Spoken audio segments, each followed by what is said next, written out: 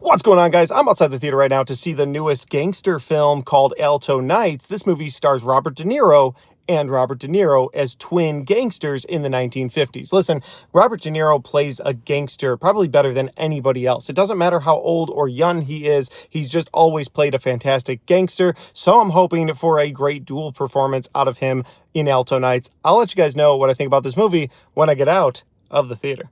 And so I have seen ALTO Nights, and I was wrong at the beginning of this video, so before you correct me in the comment section, I can now clarify.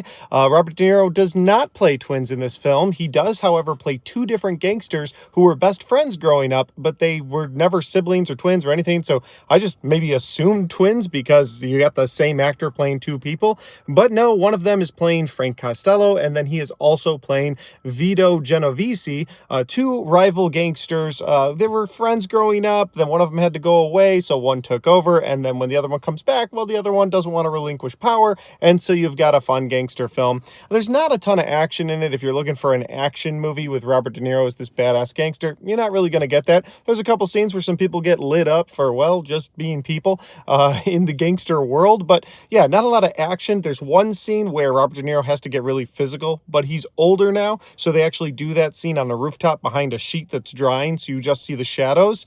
And when they did that scene, I was like, 100% that's because Robert De Niro just can't do those, those I'm going to hit you 18 times scenes anymore. But it worked because of the way they filmed it. So, quick positive for this film is when I thought this movie was going to be weird because they weren't related, it actually worked for me, and I thought he did a great job portraying two different gangsters in this time period. So what I thought would be weird once I realized they weren't twins didn't turn out to be weird, turned out to work for me.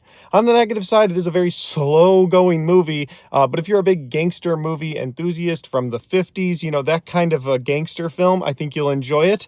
If you're not, if you're just a casual fan looking for a Robert De Niro flick, you might get a little bored from time to time, because it is very slow going, and the story itself is fine. It's not anything groundbreaking. It's not anything crazy. I'm pretty sure it's all based off a true story of these two gangsters. So would I recommend it? Again, if you're a big gangster movie fan, yeah, go check this one out in theaters. It's playing now.